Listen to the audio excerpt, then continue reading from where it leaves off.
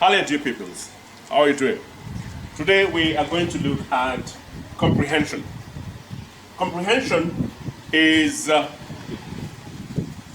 now when you look at the word comprehension, comprehension is a noun. Okay? Comprehension comes from the word comprehend, which is a verb. A verb doing what? Okay? Now to comprehend, if I tell you, do you comprehend what I'm saying? To comprehend means to understand. That means, do you understand what I'm saying? Okay? So comprehension is a noun. It's the name of something. Comprehension means the ability to understand. The ability to understand. In our exams, we have the comprehension section. The comprehension section. That is the last section. And we usually have stories or a passage. We have a story. We have a passage there. And after the story, at the end of the story, we have questions. We have 5 questions, 10 questions, according to, now relating to what you've read, okay? Questions to check whether you have understood what you have read, okay? So if this is a story, then you have questions. Question 1, question 2, question 3, okay? So this is our passage, which is called the comprehension passage, okay? Now, the person who sets a comprehension passage wants to check whether you have understood what you have read by giving you questions, okay? So that's why it's called a comprehension passage, to check whether you have understood or whether you understand what you've read. So a passage may be a story, a section of a story. It may be a conversation, okay? Maybe a dialogue, okay? Now, and then we have the questions. So these questions are the ones that try to check whether you have understood, whether you have comprehended the comprehension passage, okay? So comprehension passage, or that section, is there to check whether you understand or whether you have understood what you've read, okay? Now, a passage, now I've had most pupils trying to tell me, but this story is so boring. Okay, no, so the passage or the comprehension passage is not set there to entertain you. It may entertain you, but it's not there to entertain you. It's there to check whether you have understood or whether you understand different things. And the moment you learn how to answer questions, the comprehension passage questions, it's going to help you even in understanding even other subjects, even different things that you learn in school, okay? So we have the reading, and then you have the answering of questions, okay? You answer questions every day. You listen to something and then you answer.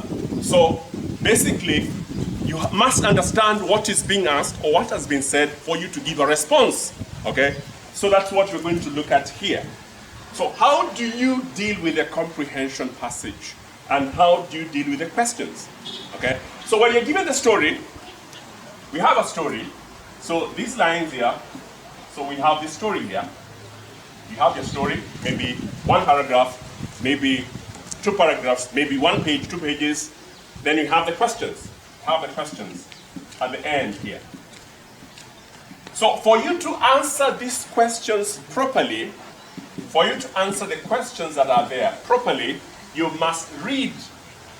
It will be funny to answer questions for something you've not read. But we find some pupils, some students, answering questions of a passage that they have not read. Okay? They read the questions and then they try to find out the answers from a passage that they had not read earlier. That is the wrong way. Okay? Right? So you must read and then you answer questions. Not reading questions and then you answer. You get answers from a story you've not read. Okay? So how do we read? Basically, you must read 2 or 3 times. Read the passage at least 2 times. At least. You know, at least means the least number of times. The least number of times is 2. At least 2 times.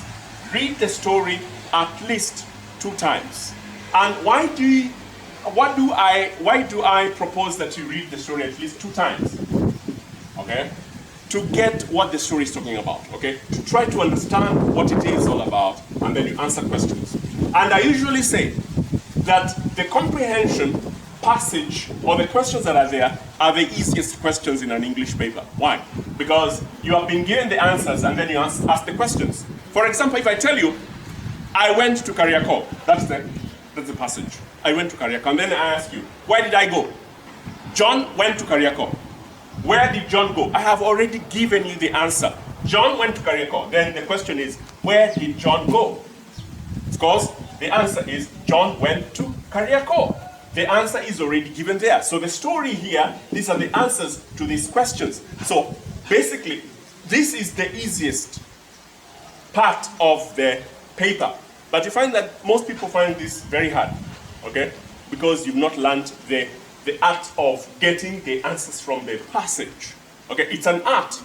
And you've got to do it over and over again for you to understand how to tackle these questions, okay? Right? So you read at least 2 times, then after reading at least 2 times, if you have time, read all the questions. Read all the questions, read all of them without answering.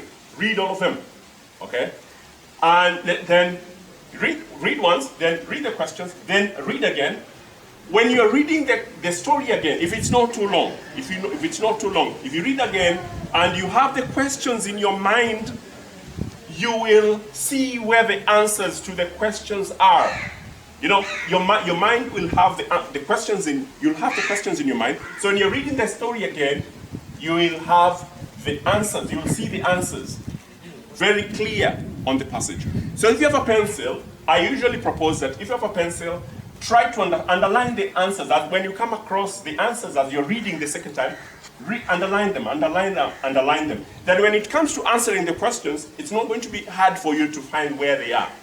Okay? Some of the answers you don't just take the sentence and then put it there and copy and paste. No, there is a way you can do it, okay? The tenses may change, some words may change, but basically the basic idea must remain, okay? The basic idea must remain.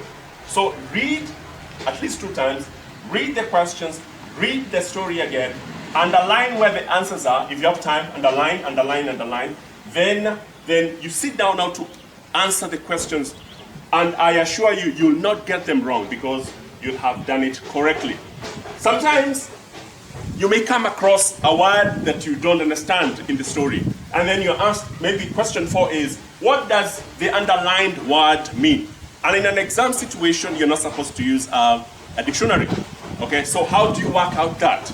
Okay, so for example, if the word is here, this is the word. You have sentences here. And that sentence ends there. This other sentence ends here. The start of the sentence is here, and this word is found here. So, what I usually propose is you look at the word, okay, and look at the sentence before and after the word. The sentence before, the sentence where the word is found, and the sentence after it, and try to work out. This is mathematics. You try to work out the meaning of the word.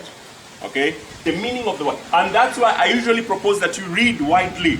Read as much as you can. Read as much as you can. Different things, okay?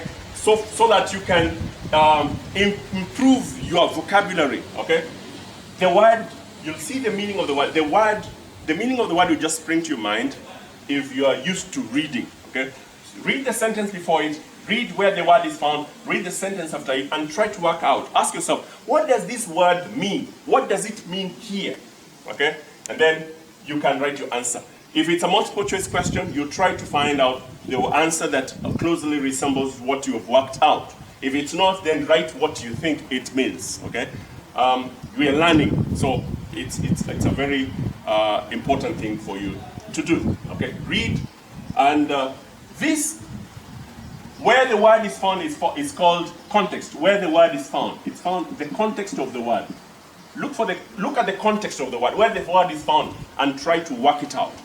Okay. And I believe it's not going to be hard for you to answer such questions because you'll have done it properly. If you don't do it properly, it's going to be hard. If you do it properly, then this is the basically the easiest part of that paper, the easiest part of an English class or an English lesson. Comprehension. Some questions, some stories may be very interesting. Some may not be very interesting, but the basic thing is, at the back of your mind, you know, what is being tested is comprehension. Do you understand what is being talked about? Do you understand what these people are saying, if it's a conversation? Do you understand what is being said? Do you understand what you're supposed to do?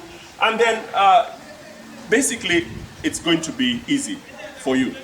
I thank you so much for doing and keeping it here. And I urge you to follow up even other lessons that you've had on this channel. And don't forget to subscribe. It's going to be good. Thank you so much.